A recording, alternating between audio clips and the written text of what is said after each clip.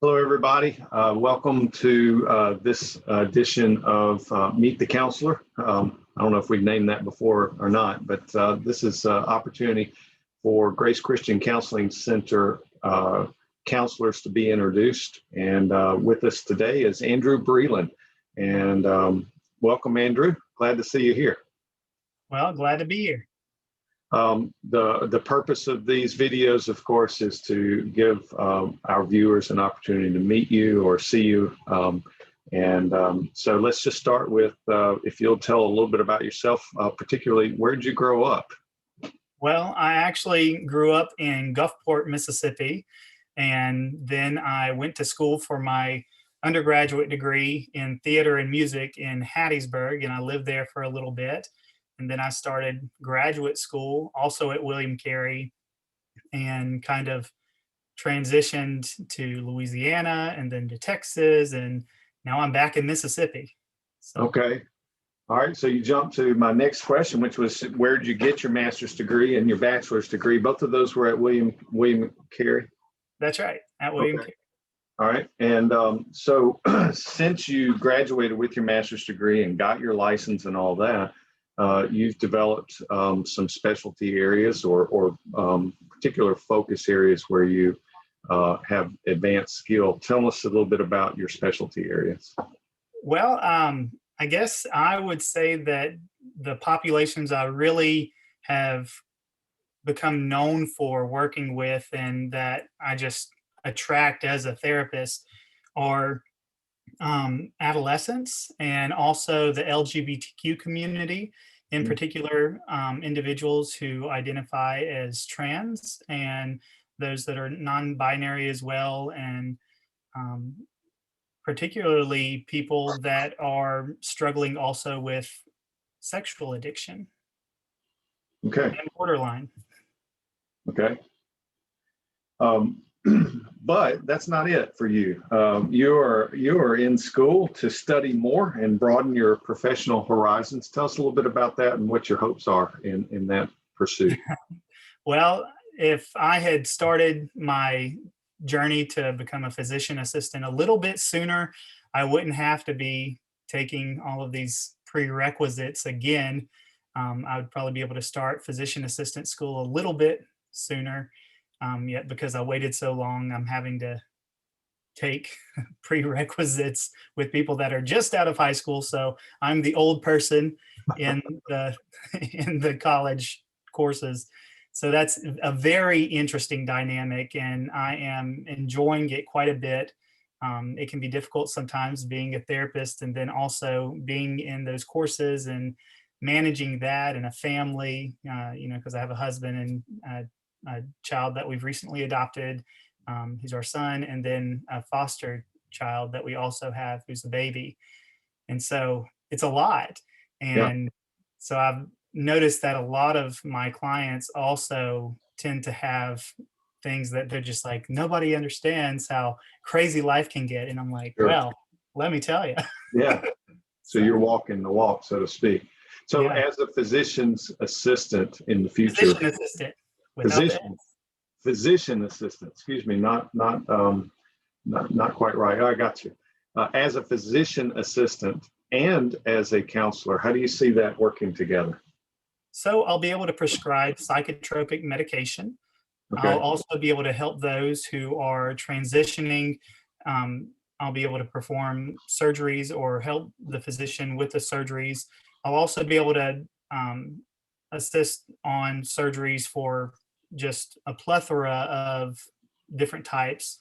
And that's what I really am looking forward to doing, just so that I can provide a more advanced care model to people that I see. I've just noticed that so many people come to therapy and they come to see a counselor, and I just feel like I want to give more. I'm like, I can do so much more. And so I want to be able to prescribe medications, and I want to be able to do surgery.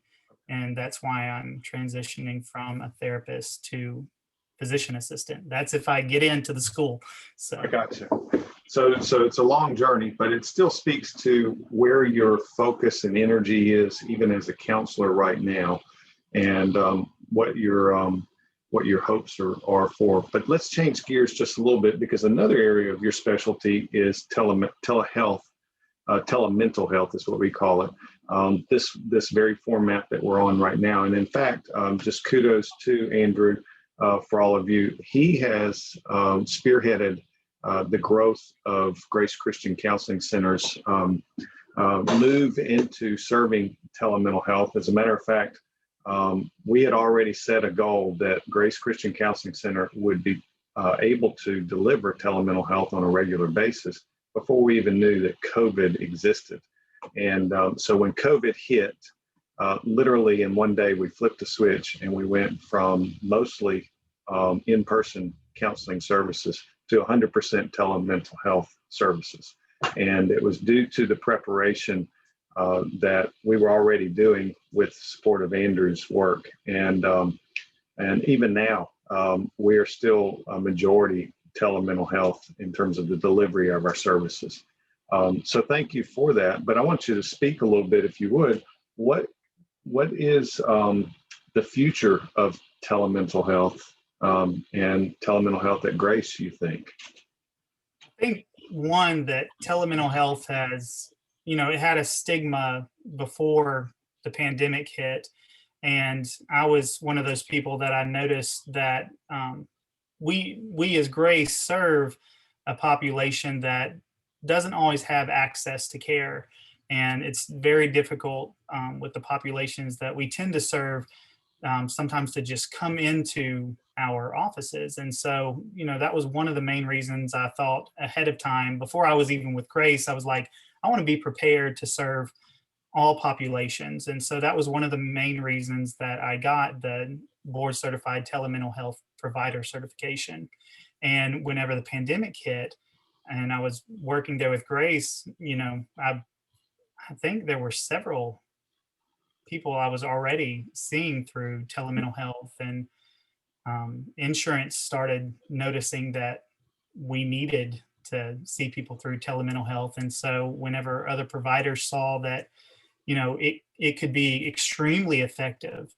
Granted, I missed certain aspects of therapy that it's more difficult to do on telemental health than it is in person, such as like sand tray, and sometimes drama techniques can be a little bit more difficult because you have to feel one another's energy and things of that nature.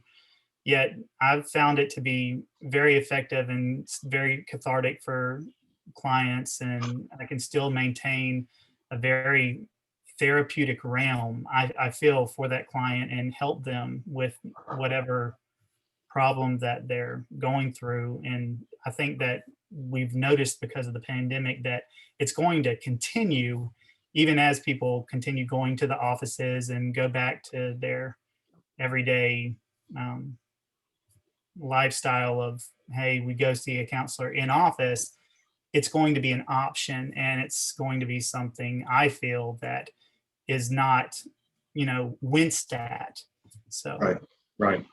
Yeah, well, and it's important to understand that we have really expanded who we're serving, just as you've said, because of our availability with telemental health. We have persons that live quite a distance, but within the state, but quite a distance from our offices, and would not have been able to access any mental health services except for this kind of fashion.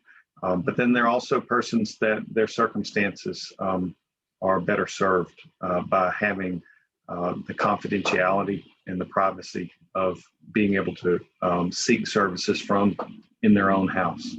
And so this has been a very good opportunity for Grace to expand its mission and really live up to its goal to serve persons from any kind of walk of life and circumstance, and to lower the barriers to mental health services. And so thank you for the contribution that you've made in that, and look forward to us continuing to work. Thanks for this interview. I hope people got a chance to get to know you a little bit better. So glad. We'll call it at that. Thanks a lot. Take care. All right, thanks, Walter. Bye-bye.